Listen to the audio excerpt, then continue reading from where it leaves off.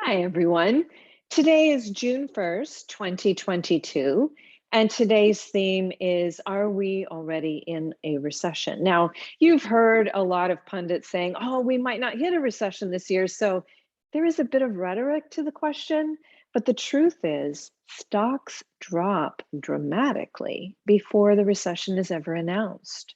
So asking this question now and seeing what the future holds, because there's a lot of data that we can look at that does indicate things, including learning from the past, that's going to be the T. And then what is it that we can do to protect ourselves, both our wealth, maybe our retirement account, I like to call it different things like my buy my own island account, but also your budget, your home equity.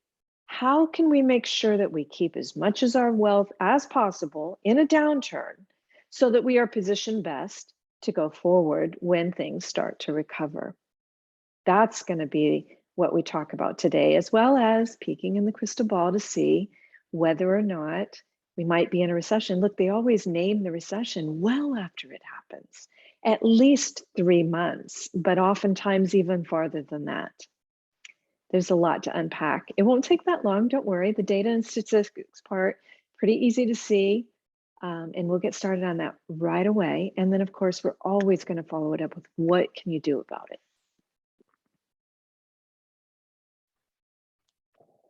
Sorry about that. Hi, everyone. So again, this is a little bit of a rhetorical question because the answer is we're not technically yet in a recession. You have to have 2 quarters of contraction. We already know that the first quarter did contract. So if the second quarter, which actually ends at the end of this month, is a contraction, then we are technically in a recession. And I think that some of the things that you're going to discover over the next few minutes are going to be even more important than the question that brought you in to this webinar. So let's jump right into some of the things that I think are really important for you to be aware of right now. And one more thing, I'm going to go ahead and get this bigger. You will not hear whether or not we're in a recession for at least 1 month after that. So we won't get the second quarter data until July 28th at 8:30 in the morning from bea.gov. So that's why it's important to ask these questions before they happen, because if you wait for the headlines, it's always too late to protect yourself. And those of you that have attended my retreats over the years, you know that protecting yourself is really easy. And what's super important is that regular rebalancing. There's a lot of people who haven't attended the retreat and they do not understand. They're maybe having blind faith that somebody else is doing it for them. And they might be way too much at risk. And even what they think is safe might be losing money. I don't think your safe side should lose money, but that's me. So let's jump into the question of the day. Are we in a recession? Okay, so again, we'll know officially July 28th. There's a lot of indicators that could say that we could have weakness. And part of it is that we already saw the weakness in the first quarter, but also we have a good comp to compare it to in the second quarter of last year. That's what ends up happening, is you're kind of comparing it year over year. And so that does make it a bit difficult. We've heard Apple warning, we've heard Target, we've heard Walmart warning a little bit about it. And also, when we got the last numbers, what we discovered was that consumers had been spending, but they were spending on one-off items. And the basic needs stuff had actually gone down. And that's basically what Walmart and Target said. Hey, we ordered too much stuff and we've got too much stuff that people are not buying yet. That's not a good sign that the second quarter is growing. So that's something to keep in mind, because remember, 2 quarters in a row of contraction equals recession. We already had the first quarter. Second quarter could be now ending end of June, but you don't hear about it until July 28th. So there are other things that you want to know about as well. So let me take you through the PowerPoint a little bit. So again, we had our first quarter of contraction in the first quarter of 2022. It was down 1.5%. They just revised it. Again, we'll get another revision at the end of June. It'll be the third revision of the first quarter, and then we get the second quarter advance on July 28th. So here you can see that it decreased, or it contracted at a rate of 1.5% annualized. Okay, so that's our first one that we have to be concerned with. But it's not all. So again, the second quarter will be released at July 28th at 8:30 a.m. Eastern Time. It's available at bea.gov. Now, this is what I think is really important, is that stocks drop before the recession is announced. We've already started to see that. But it could be that, it could be a while before the recession is announced, because even though we had this first quarter contraction, if we get even a 0.5%, then they will say, oh, we're technically not in a recession. So it's important for you to understand what some of the other financial indicators that indicate economic weakness, indicate that stocks may go down, because that usually happens first. I mean, I should say in the 21st century, it always happens first. And it can happen for a year first. So we're going to look at some examples of that as well, where stocks are absolutely getting annihilated and we technically are not yet in a recession.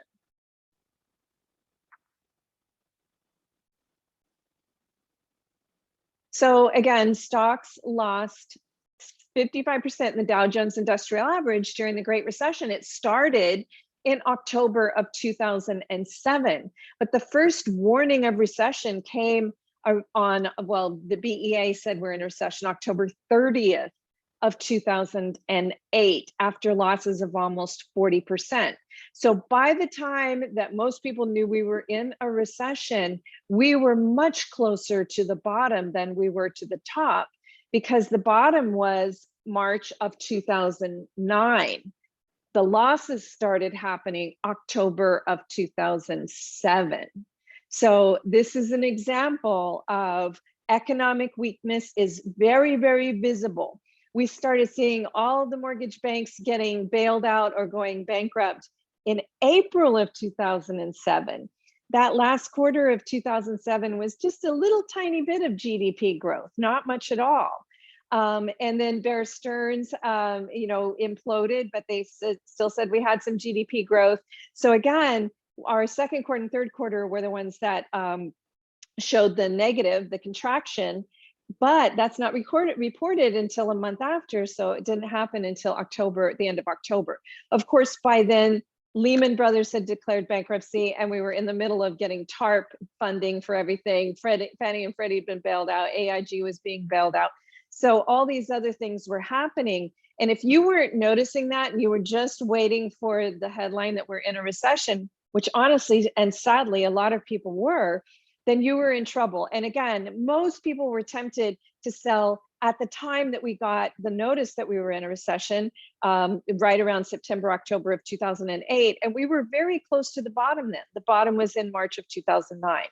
So let's see what happened in the recession before that. And again, 21st century recessions are very different than last century recessions. They look and they act, they plunge a lot further, and they usually take a lot more longer to recover. So I want to remind you that, going on that kind of wild ride where you have to use the bull market to hope and pray that you crawl back to even, that's not a financial plan. That's just riding a Wall Street roller coaster. And it's a real important lesson to learn from .com, because the NASDAQ took 15 years to come back to even, 15 years. So here's what happened in the recession before the Great Recession, the .com recession. Stocks started sliding in March of 2000. The first warning of the recession came, and honestly, it was 9/11 and then after, right? But that was after the NASDAQ had already seen losses of 64%. And all of 2000, there was nobody saying we were in a recession. They were saying, however, that stocks were overpriced, that they were in a bubble. Now, here's another thing that I want you to be aware of. So this chart shows where we are today in terms of stock versus GDP. This is Warren Buffett's favorite valuation tool. And here's where it was in 2000 when everybody said that .com stocks were in a bubble. As you can see now, even with the pullback, stocks are very bubblicious, very expensive. And this is another thing that's important to note because it makes this time around act more potentially like .com did, because it starts with an overheated market before the downturn actually starts. So this is important to realize because that means that the bottom could take longer to hit and it could be much deeper. So again, the NASDAQ dropped 78% in the .com recession, took 15 years to come back to even. That means your $1 million drops to $220,000. So this is really important to know. What do you do in a downturn to protect your wealth, to protect your budget? That also ruins your credit score. It makes it difficult if you need to borrow money to fix something. If you own a home and all of a sudden you have to fix the plumbing or the roof or something like this, you may not be able to because you don't have any more money left in your retirement account to borrow from, and your credit score is pretty lousy, so you may not be able to get that HELOC that you're counting on.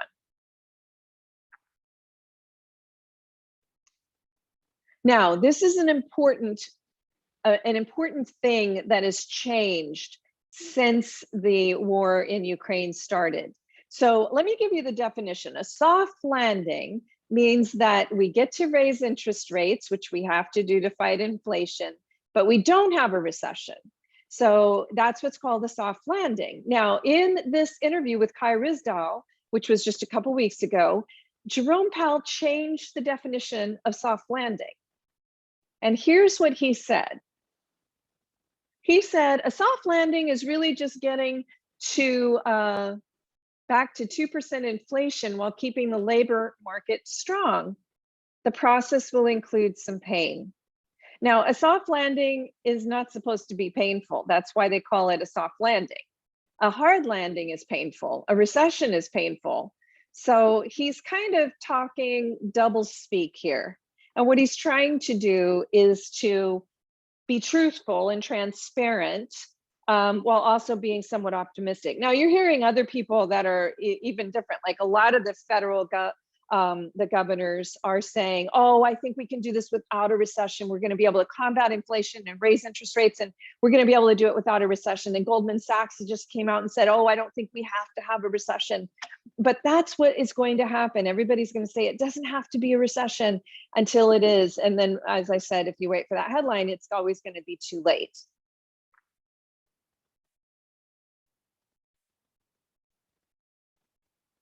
If you wait for the headlines, you're late. So what do you do to protect your wealth? And should you do it now? And the answer to that question is yes, you should do this now, because nobody wants to wait and then try to scramble and protect something that you've already lost, or hope and pray that you crawl back to even. When the markets are high, that's when you want, and they're still pretty high, even with the pullback of about 14%. That's when you want to make sure that you keep as much as you can, that you position, you know, kind of like batten down the hatches on the boat before you see the storm coming. Make sure that your budget is right. Even if you feel equity rich, make sure, especially if you purchased your home in the last 2 years, make sure that you can really afford it, that you've got that fixed rate, that you're not just doing interest only. Most people do have a fixed rate these days. That's the one great thing about it. But here's 5 important ways to protect your wealth now. We're going to talk about how to help your budget in just a moment. First of all, you have to be diversified. You can't just have a boatload of large caps. That's what most people have. They don't have any hots. They don't have anything that could go up if the markets could go down. And there certainly are things that could go up if the markets could go down. Even during this period of weakness, we have seen certain countries, certain commodities that are increasing in value. And not just oil. Rebalance regularly. Now, I don't mean watch it, like a lot of people say, oh, I'm going to watch it. Well, if you're just watching a price go up and down, that's not really analysis. That's not really a plan. What you really need to do is to know what a healthy nest egg looks like and get there as fast as you can. And then have a point where you want to rebalance it, whether that's at the end of September, before the Santa rally. If you only want to do it once a year, it could be before the Santa rally, after the Santa rally, after the spring rally, around tax season, whatever it is that you want. You want to rebalance maybe once, twice, or 3 times a year. But if you do have individual stocks, you do have to babysit them because they can shoot the moon and then fall to earth in a few days. So funds are just easier to have to avoid that kind of trajectory. And again, if you're only rebalancing it once a year, it's not a lot of extra work. And if you have a lot of money in your retirement accounts, that could be a big piece of your wealth. It is well worth it to make sure that you protect it now. Keep at least 1% equal to your age safe. Now, we are at this point overweighting 20% safe because of the financial peril that is already present. What's safe in a debt world? I'm going to show you a chart that illustrates that in just a moment. What's safe in a debt world? And that's really important because a lot of people are in bonds or money market funds. Both of those are losing liquidity. Some of them are actually losing money. You could not be able to have access to it because it's illiquid. You could have a redemption gate. There could be all kinds of things. You could, especially if you have a bond that turns illiquid and negative yielding and you've got it for 45 years, that's pretty rough because some people, they aren't going to even live that long. So you got to know what you own on the at-risk side, the equity side, the stock side, and on the safe side, the fixed income bond money market. And there are safer alternatives. Again, it's so important we spend one full day on what's safe at the retreat. Now, also, you have to be the boss of your money. Nobody cares about your money as much as you do. And a lot of times you are talking to somebody who is more of a broker salesman than an analyst. And, they're telling you whatever they're told to tell you. And again, if Goldman Sachs says, hey, we might be able to avoid a recession, all their broker salespeople are going to say, our analysts are saying we might be able to avoid a recession. So if you make changes now, maybe you know what I mean? So what's more important is for you to have a plan that you know is time proven, that doesn't ride a Wall Street roller coaster. You might say, well, how the heck would I know that? Well, first of all, our plan is time proven. We now have 3 recessions that show that. And the dot-com and the Great Recession, our plan actually earned gains and outperformed the bull markets in between. So this is a time-proven plan. That's why it's enthusiastically recommended by Gary Becker, who's one of the most respected economists of all time. He's a Nobel Prize winner. So get a plan that works and make sure that your plan is doing that plan rather than what the broker salesman tells you, because if they're incentivized to sell you more than you really should have, or what are they going to do on the safe side? Because they need to sell you bonds and money market funds. And if you decide that you would prefer to have something that's not illiquid and potentially negative yielding, then they don't have a product really to sell you. So you have to be the boss of your money. And believe me, I know everybody always is friends with their broker salesman until the bottom, and then they really take it out on them. And honestly, nobody loses your money without your permission. So now is the time to be the boss of your money and not just have blind faith and not just listen to whatever that person is telling you, but measure it against what other people are telling you as well and include their track record. And here's one other trick that you can do. Get a performance of your portfolio, a chart compared to the S&P 500. If your portfolio just follows the S&P 500 up and down, you're at risk of losing half or more of your wealth. And that's the key. If it doesn't, if it didn't perform as well as the S&P 500, you probably have a lot more bonds. But this time around, bonds are a problem because bonds lose value when interest rates rise. So you really have to know what you own. And if all of this is giving you a headache and you think you can never learn it, you're wrong. It's the life math we all should have received in high school. It's not difficult. And if you need help, get a second opinion from me. I give you a blueprint. You're the boss of your money. I don't sell financial products. I have no skin in the game. All I want is for you to be informed to make the decisions that you need to make to protect yourself and your family.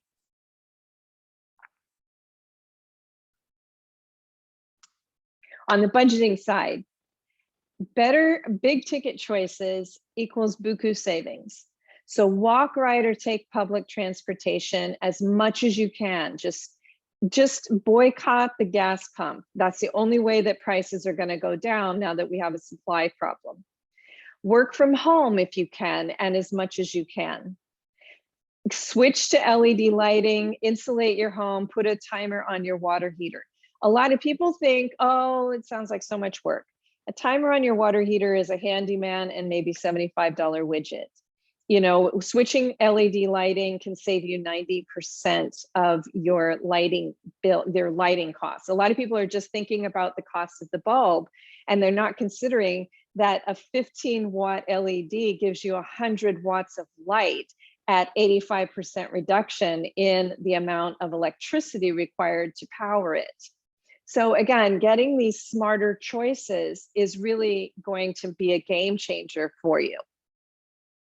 Some of the, and insulating your home, you could save 90% on your heating costs. So you really want to get smart. So, because look, utilities are going up as well. If you're feeling equity rich, please read the, there's an entire section on real estate in the ABCs of Money. Lots of case studies over the years that you can check out and be inspired by. But the most important thing is to not think that prices just go up forever. They rarely do. Second thing is, make sure you can afford your home and that you're not overreaching. About 50% of the budget for people between the ages of 25 and 40 is being spent on housing. It's a little less for homeowners, but they are at risk if the prices fall and they have this mortgage that's above what the value of their home. Their credit score plunges. There's all kinds of problems that can occur in that scenario. So you want to make sure that you really are equity rich and that you can survive if prices go down. And you also want to make sure that you are not overspending on your housing. And it may require being brave and strong about your big ticket choices in order to weather the storm. So now you want to do it now rather than when you get in trouble. Also, if you are buried in debt, know that a debt problem is at heart a budgeting problem. The only way you get out of debt is really to fix the budget and then have a plan for getting out of debt. And if you are just making the debt collectors rich and not providing for your own future by putting some money away in your own tax protected and financial predator-proof protected retirement accounts, then you know, they're not going to take up a collection for you if you get into trouble. So it's really important for you to understand that paying debt down is part of your budget. Contributing to your own wealth and money while you sleep and your own future is part of your budget too. And it shouldn't be, I'll start paying myself once I pay down debt. It's not that simple. So there is an entire section on debt in the ABCs of Money. If you or anyone you know has that issue, you got to read it now. Now, this is that chart I was telling you about. This is for a 30-year-old overweighting 20% safe. If you're 50, you would be overweighting 20% safe and pretending you're 70 and only having 30% at risk. What does that do? Okay, so if the markets go down by half and you only have 30% at risk, you lose 15%, right? Now you might say, oh yeah, but if they go up, then I don't make as much. Actually, with our HOTS, sometimes you do. So we've had HOTS that have done extremely well in that scenario, and they more than make up for the fact that you don't have as much at risk. So again, let's take a quick look at these slices. You have 4 different HOTS here that you could be using. And by the way, you know, whether it's cryptocurrency or whatever HOT you think it might be out there, we've seen a lot of them. We've seen the NASDAQ, we've seen technology. biotechnology, our company of the year, doubled and then drew back. Actually, it tripled and then pulled itself back. So that's where the rebalancing helps you, because if your one slice becomes 4 slices or 3 slices, it's telling you sell high. If your one slice becomes a sliver, it's telling you buy a little more low. So the system itself puts you on what we call the right side of the trade, and it takes the emotions out of it. If you're just working off the brokerage statements and watching numbers go up and down, or how much you lost or how much you made, then your emotions are on the wrong side of the trade, because if you've lost, you don't want to sell because you say, oh, I'm selling at a loss. And when it's high, you don't want to sell because you say, the party's still going to go on. So having a system that prompts you to do what you should do and reminds you to do it regularly is really a winning game plan. Now, again, we do have private coaching, and I do offer an unbiased second opinion. So if you would like for me to look at what you have and compare it and draw up a pie chart of what you should have, what's a better plan for you, and give you all this additional information, we can do that. Just email info@nataliepace.com or give us a call and we'll give you pricing and information. Also, just as a reminder, our June retreat is next weekend. It's 3 days. First day, nest egg strategies. So you're going to learn how to do that nest egg and to properly diversify. Second day, what's hot and how to avoid the bailouts, because there really are some. And third day, all day long, what is safe? So a lot of people, even if they've taken the retreat before, they come back to get updated because it's a very different scenario to this year. Last year was a great bull market. We haven't seen 5.7% GDP in a long time, like since the 80s. And this year, definitely saw our first contraction. We could see a recession. Goldman Sachs was the one that said there's 35% chance of a recession in the next 48 months. Of course, nobody says exactly when it's going to happen until the month after we already know it happened. And that's part of the reason why stocks drop, because the smart money knows it's happened already.